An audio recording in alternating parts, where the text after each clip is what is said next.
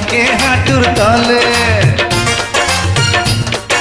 কোন পাগলে মেয়ে মানুষকে বুদ্ধিমতী বলে? মেয়ে লোকের বুদ্ধি নাকি থাকে হাঁটুর তলে। আরে কোন পাগলে মেয়ে মানুষকে বুদ্ধিমতী